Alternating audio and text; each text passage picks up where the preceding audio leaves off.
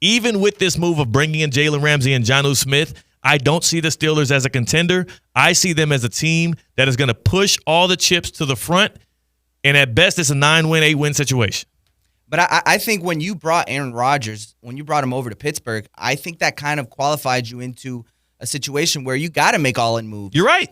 You have to, because you're going to pay him. He's on the tail end of his career.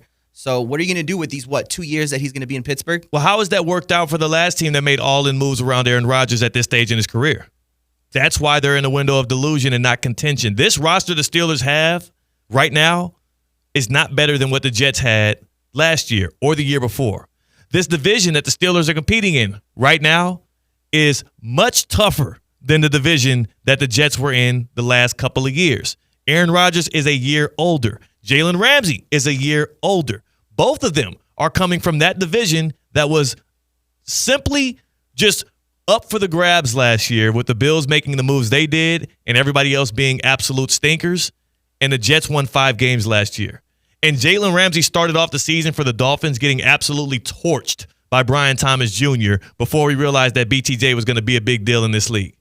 All I'm saying is, if you are the Pittsburgh Steelers, who are now like Jets 2.0 to me, and you feel like this is all in season, you're going to build around Aaron Rodgers with moves like we heard about today, plus with it feels like, and our guy Q Myers keeps calling it an act of desperation. This offseason has been a big desperate push by the Steelers to break their playoff win drought, which has been since 2016, 2017. It feels like you handing over the keys to Rodgers at this point is such a far cry from what we've seen from the Pittsburgh Steelers organization since literally my whole life. I was going to say since Tomlin, but before him as well, that I don't have a great amount of confidence that this is not a team that is, again, similarly to the Cowboys, similarly to the Bengals, and even the Buccaneers, a bit delusional about where they actually stand in the league today. Also, you better get your priorities straight. There's a guy named TJ Watt right now who is the most important piece on the other side of the ball for you, who just watched you trade for DK Metcalf and give him an extension. Trade for Jalen Ramsey and give him a pay bump. And he still is on the outside looking in, waiting on his deal, despite not just the loyalty he's shown you, but also the elite amount of effort and him being a top 3 or 4 edge rusher in the league for the past 4 or 5 years. They better get that guy under contract. That should be the priority yesterday. I think that the more he's not around in the building, because I'm pretty sure he's not in the building with this contract extension looming. Yeah. The more he's out of that building, it just raises question marks within the locker room. And now you get back to it. So there's a window of contention, the window of delusion, and the next one is this is where the bulk of the league stands. It's a window of hope. It's a window of hope. Doesn't that just feel good? You know what? For a window of hope, let me get some. This is what the window of hope feels like, Damien. It's a vibe. It's a little Barry White playing. I can't tell you whether or not we're going to win a couple playoff games. Maybe we'll have a 5-win season, but at the very least, I'm excited about the product they're putting on the field. I feel like there's a clear direction from my franchise top down. Maybe you have a promising quarterback. Maybe you have a astute head coach that feels like it seems like he has a control over the situation.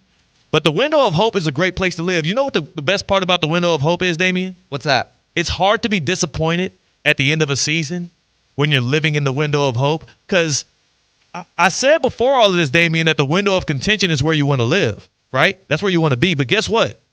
It's 8 teams in the window of contention. Only one of them can win a Super Bowl. That means it's going to be 7 fan bases at the end of the year pissed off, looking for changes, trying to figure out what they're going to do. Oh, maybe we got to get off of Brock Purdy. No. In the window of hope, you got time, baby. It sounds like a never-ending loop of just excitement. Yes. Season to season. That's what the NFL is all about. 32 teams, only one can be the champion. The window of hope is it's bliss. And the window of hope is deep as well. I'm going to list off all my teams in the window of hope here. The Vikings, the Bears, the Seahawks, the Cardinals, the Patriots. Remember when they were in the window of contention every single year and every single week was stressful for them? A great pick. Now they're in the window of hope. Drake May. Let's see what he has. The Jaguars in the window of hope now. New head coach, hopefully rejuvenated Trevor Lawrence. The Titans, the Panthers, the Falcons. How about the Raiders? That was a tough one for me. I was on the fence. Genty coming in the building. And also, guess what? Tom Brady's in the front office now. You feel good. Yeah. The Broncos, the Texans, the Jets, the Chargers. Those are my teams in the window of hope. If you notice something, Damian, I will cut the music off before I list this next team. Because there was one team I didn't mention We need that we the hard talked about. breaks Yeah. for this one. There was one team I didn't mention that we didn't talk about. The Miami Dolphins. The Miami Dolphins, I believe, based on not just today, but how the rest of this offseason will shape out, the window of hope for this team and its fan base is officially closed. Under the tutelage of Tua Tagovailoa and under the leadership of Mike McDaniel, I do not see a way out for them to make this iteration of this team instill hope in its fan base. The trade, getting off of Ramsey and bringing back Minkah Fitzpatrick, who Dolphins fans have adored and loved from afar. Let's not forget, they drafted Minkah in 2018 in the first round. After a full season, he looked good. Second year, Brian Flores comes in as the head coach. A little bit of a rift there, playing him out of position. He asked for a trade, and the Steelers make the deal.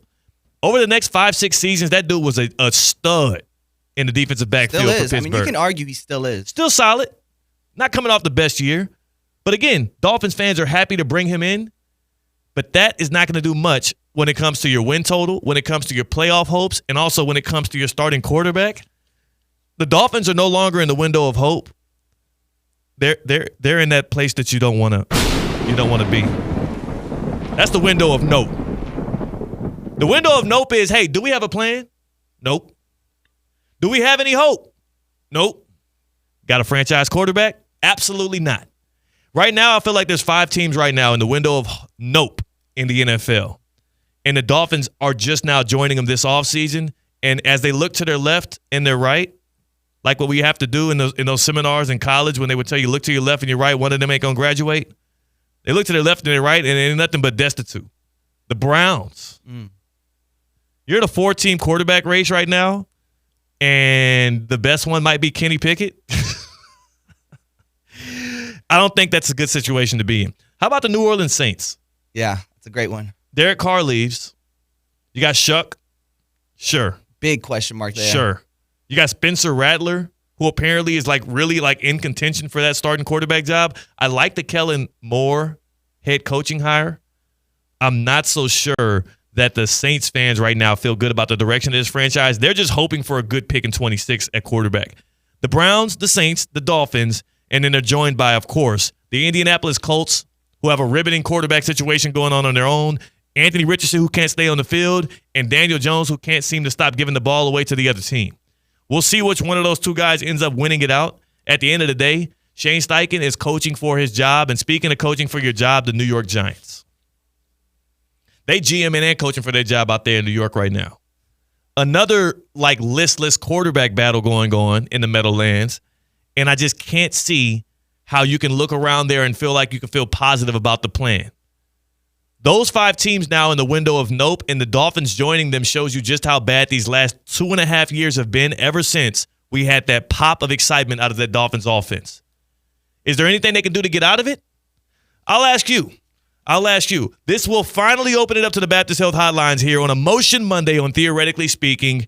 What can Tua and the Dolphins do this year to finally give their fans the hope they so desire back?